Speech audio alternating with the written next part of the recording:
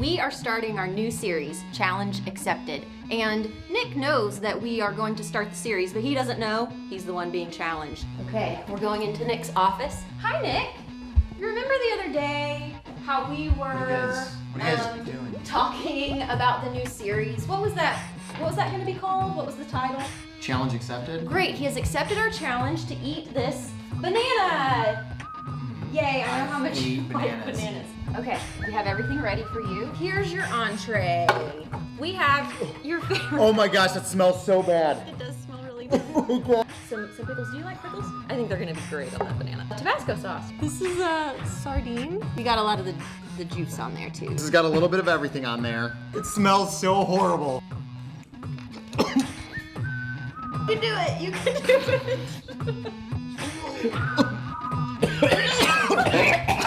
Oh God. You guys hungry? Let's go get some lunch or something, right? Well, welcome to Challenge Accepted. That is embarrassing. How many of you did I gross out a little bit? Raise your hands. How many of you have that like gag reflex when you see somebody else gag, you kind of gag a little bit too? Yeah, okay. Well, I got to tell you guys a little bit of behind the scenes of that video, okay? So, just so you know, I've actually never eaten a full banana ever in my entire life. Like, I just can't do it. So that's why I had to take on this challenge. So, as you could see, I accepted the challenge, but I did not succeed in it. It all came out, right? So they said, behind the scenes, they were like, okay, well, let's just film you trying to eat one item of food at a time instead of that whole thing at once. See which one's really causing you to gag. So I take the sardines, you know, that big chunk of fish, and I take a little scoop of that, and I kind of put it in my mouth, and I'm chewing it, and it smells bad, and it tastes bad, but I'm able to kind of like wiggle it down and swallow it. Then I take this big chunk of banana, and I start chewing on this banana, and I'm like chewing on it, and then right when it hits the like brim of my throat, you know that like threshold right there, I kind of do that like gag. For whatever reason, my body cannot eat bananas. I don't know what it is. I know some of you guys are like looking at me and you're like, dude, it's just a banana. But I know that some of you guys are just as weird as me. So here's what I want you guys to do. If I were to challenge you to a food challenge, what would be that one food item that you would be like, no way, not gonna accept it, can't do it? Turn to the person next to you right now and tell them really quick, just share with them what that one thing would be.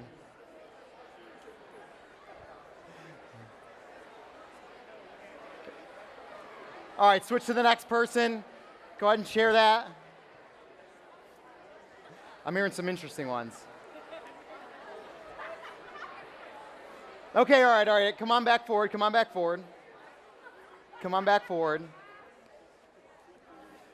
Well, we are starting this new series called Challenge Accepted because it's a new year, it's a new beginning, fresh starts, and along with that comes some new challenges. And so in this series, I'm going to challenge you guys to 3 different challenges that if you choose to accept these challenges, will change everything for you. You will unleash everything that God has created you for. What if I told you by the end of the year that you would have some of the best friends you've ever had in your entire life? How many of you would want that by the end of the year? Raise your hand. Yeah, we all would. What if I told you that by the end of this year, you could experience God in some of the most real and incredible ways that you ever have in your entire life? How many of you would want that? Raise your hand. Yeah. Now, here's what I want to clear up about this.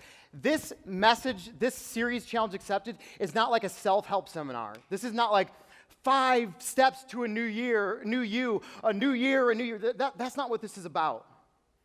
What this is about is unleashing everything that God has created you for. It's about unleashing everything that God has created you for. And today's challenge, your number one challenge, the first challenge for Challenge Accepted is this: let go. I know that sounds easy for some of you, and it's going to get a little bit more challenging as we go on. But this is going to be our verse for this series. Look at what it says in Philippians 3:13 and 14. It says this. It says, I focus on this one thing, forgetting the past and looking forward to what lies ahead. I press on to reach the end of the race and receive the heavenly prize for which God, through Christ Jesus, is calling us. Philippians 3, 13 and 14. I want you guys to memorize this verse. I want you to internalize it. I want you, if somebody asks you what it is, you can just recite it, because if you can memorize this verse, everything we're going to be talking about is going to be around this verse. And so I want you to memorize it. But the part I want to focus in this verse today is this. It says this: I focus on this one thing, forgetting the past and looking forward to what lies ahead. How many of you guys are afraid of heights? Raise your hand, you're afraid of heights. Okay, all right. Now, how many of you, if there was a tightrope across the Grand Canyon, you would be like, sign me up, challenge accepted, I'm taking that out? How many of you would do that? Those of you who are afraid of heights, you're like, I can't even climb the rope in gym class, I get too scared. Well, when I was younger, I was at this camp, and it was high ropes course day. If you don't know what a high ropes course is, it's this obstacle course that is really high up in the trees, and there's these ropes that you have to walk across and get all the way through so that you can get back down to the ground, and there's these support beams that hold them way up there, and you're just kind of staring at these towering ropes above you. And this particular ropes course, you had to have a partner to accomplish it. So my partner was this guy named Dell. And so Dell and I, as we're getting our harnesses on and our helmets on, Dell starts trash talking this ropes course. Dell's like, man, that ain't no big deal. I got this. Man, we're going to break the world record for this ropes course, man. We're going to be up there, we're going to do it, and we're going to be down in no time. And Dell is just trash talking this ropes course. Well, as we get up on top of the ropes course, guess what happens to Dell? He starts to get a little afraid. We're kind of walking along the ropes, and he's like, it didn't look this high from down there, man. And then there's this one part where there's just like these parallel ropes that run across each other, like next to each other, and you have to go hand in hand and like walk across. And Dell, I'm not kidding you, you're using each other's body weight to like stabilize yourself. And Dell is just doing this. His body's convulsing. He's like, you know, he's like freaking out. And I'm like, Dell, you better calm down, man, because we're gonna fall backwards. Our harnesses are gonna fall off. We're gonna fall and die here if you don't calm down. And so as we'd get through this ropes course slowly and slower and slower, we'd get to this support beam. And guess what Dell would do? As soon as we got to the support beam, he would hold on and be like, I don't think I can do this anymore. I think I saw a tear dropping from his eye. I was like, I don't think I can do this anymore, man. I'm like, Dell, you need to let go. And we need to keep moving forward so that you can get down and get to where you want to be. Dell, let go, and let's keep going. Let go and move on. I can't do it. Come on, Dell, you need to let go, and we need to keep moving on. How many of you, that's your life? Some of you need to let go. Some of you need to let go and move on. Some of you are holding on to things in your life. Some of you are holding on to bitterness and anger, and you're just holding on and you can't let it go. Others of you, you're holding on to mistakes that you've made in your life, and you just can't let those go. Some of you have had stuff happen in your life that leaves you feeling insecure, and you're just clinging to this insecurity, and you're like, I want to let it go, but I can't, but I'm just holding tightly to it because I don't know how to live any other way. Some of you are full of fear and anxiety and worry, and you're like, if I could just let this go, I would feel so much happier in life, but you can't seem to let it go. For me growing up, I held on to hurt.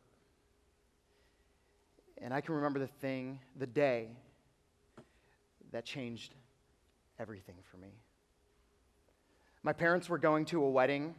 And so I was like 12 years old at this time. My parents are going to a wedding, and so they are going to bring me over to my aunt's house so that they can kind of babysit me because they don't want me to be by myself that late at night.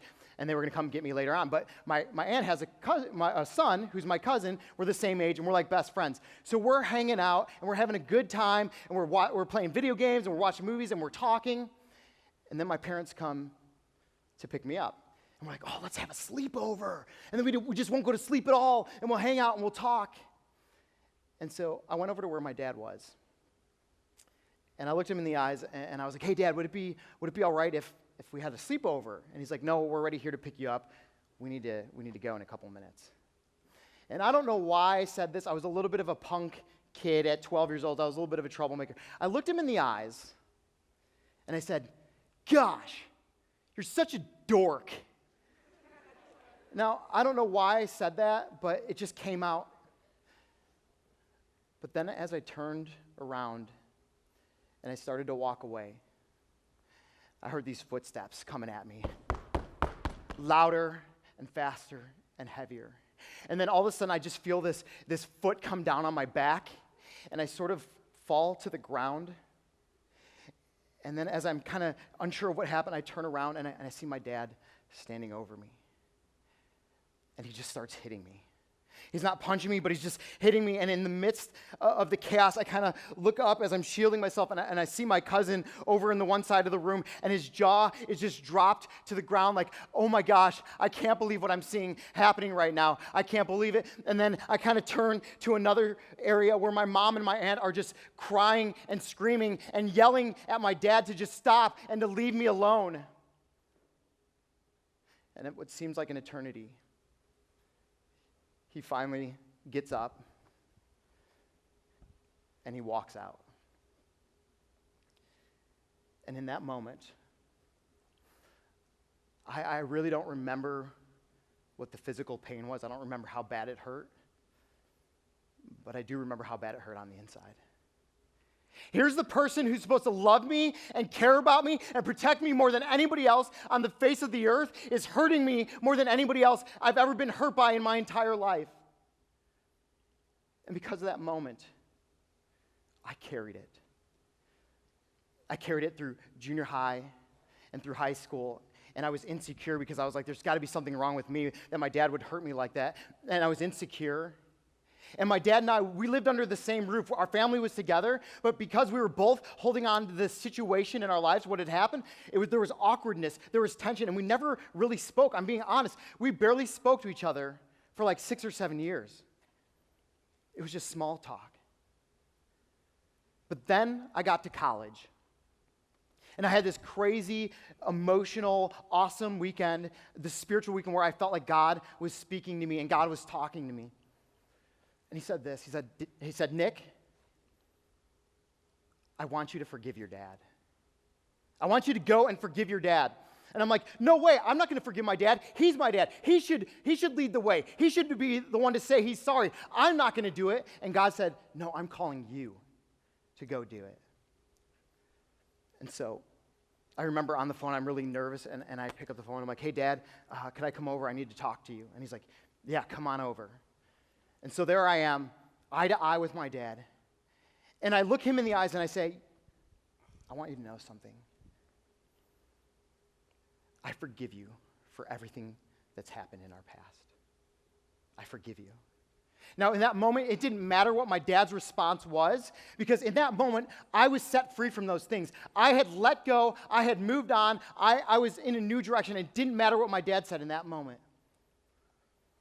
But he looks me in the eyes and he goes, I just care about you. I just want what's best for you. And so sort of at the end of this, talking it out, we sort of were like, okay, what do we do now? So we did what any guys would do. We did like the bro hug, like we were like, yeah, okay, we're good now, and so I can honestly say that we were able to let go and move forward and move on.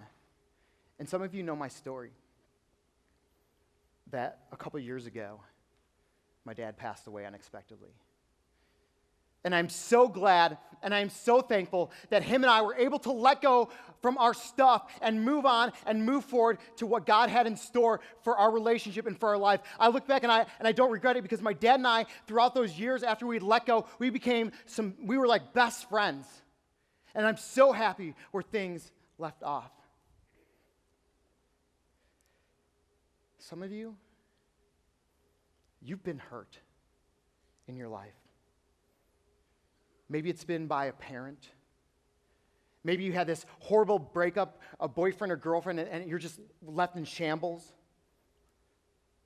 Maybe it was a friend who just said some things behind your back that they shouldn't have said. Some of you have been abused. You've been made fun of. You failed. You didn't make the team or the grade. Some of you have hurt others. You've messed up in a relationship. You've talked back to your parents. Some of you have said some pretty mean, cutting things to other people in your life. You've hurt someone close to you.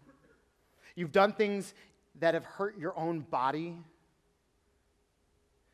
Or some of you have made mistakes in your life, and you've developed a not so good reputation because of it, and you're just holding on. Here's the thing, you guys.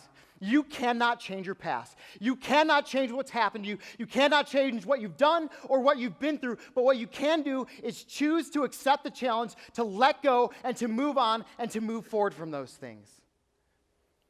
Look at what it says in Isaiah, verse 43, 18 and 19. It says this. The Lord says, forget what happened before, and do not think about the past. Look at the new things I am going to do. It's already happening. Do you not see it? Don't you see it? It's already happening. Don't you see it? Some of you are holding on to things that you don't see what God's already up to. God has let go. God has forgiven. God has moved on. God has restored and redeemed. But some of you are holding on, and if God's already forgiven, why can't you let go too? Whatever you've done, whatever you've been through, whatever you had happen to you, or whatever mistakes you've made in your life, know this. God is a God of second chances. God is a God of third, fourth, and fifth chances. God is a God who redeems. God is a God who restores. God is a God who makes all things new. It says in his word, behold, I am doing a new thing. I make all things new. And he wants to lead you into a new place. You just have to be willing to let go of what's holding you back. You have to be willing to step into what God is up to and the ways that he's already working and moving in your life. You need to let go and turn around and see what he's up to because he wants to do a new thing in your life. You have to choose to let it go and step into those things that he's already up to and already doing in your life. If you feel insecure, let it go. Because God's got confidence on the other side for you. If you're feeling afraid, let it go because God has peace on the other side for you. If you're angry at somebody, forgive and let go because God has restoration for that relationship on the other side for you. If you've been hurt, figure out how to let go and forgive them because God will redeem you on the other side of this. Here's the thing, though. In our past hurts, in our past mistakes, here's the hope. In our deepest pain, we can discover our greatest passion. In our deepest pain, we can discover our greatest passion and our greatest purpose. You see, if I had a time machine and I could go back in time to that situation that happened between me and my dad, I wouldn't change it. I wouldn't undo it. I wouldn't make sure that it didn't happen because I had to try and figure out how to live my life on my own. I had so much pain. I had to figure out how to live my life on my own as a junior higher and as a high school and figure out who God was in my life on my own as a junior higher and a high schooler that I became passionate. I don't ever want to see another junior higher or another high schooler ever have to go through life on their own trying to figure out who God is in their life. And because of that, I'm doing what I do today. You see, God took my pain and turned it into my passion. And he wants to do that for some of you. He wants to take some of your hurt and your mistakes and your pain, and he wants to use it for his good and for his glory. In your groups in a few minutes, you're going to be talking about what this one thing is that you're holding on to. What is that one thing that you're holding on to? And as a group, I want you to talk it out. I want you to name it. I want you to share what that thing is. And as a group, I want you to discover and identify how you can go about letting go and moving on and being set free from those things because that's what God has in store for you. So talk it out and figure it out together as a group. So my challenge to you is this week for week 1 of Challenge Accepted. let go. Identify that one thing, the biggest thing in your life that's holding you back and keeping you from becoming all that God has called you to be. Everybody, close your eyes right now and bow your heads. Close your eyes. We're just going to spend some time in prayer. Some of you, you've had things happen in your life. You've made mistakes. You've hurt other people. You have been hurt in some incredible ways in your life. And today, it's time to let it go. It's time to let it go and move on and step into the work that God is already doing and up to in your life. So if you're in here and there's something you've been holding on to and you are ready today to let it go and move on and you're willing to accept that challenge, raise your hand right now. Everybody, raise your hand. Hands going up all over the place. I'm just going to pray for you guys really quick. God, we give you these students who are going through some incredibly hard times in their life. They've been holding on to things that have been holding them back from the work that you're already up to and doing in their lives. And so, God, I just pray right now that you will show these students who are willing to let go, how they can let go, how they can move on, God. I pray that they would experience your freedom and your grace and your restoration, and that you will just restore them into a new place that you are calling them to for your good and for your glory. So, Lord, help them, release them today from what they're holding on to. We give you these students right now. With your eyes still closed and your head still bowed. Some of you have had things happen in your life that it has caused you to question and wonder, why would God let this happen to me? Why would God allow this to happen in my life? But today,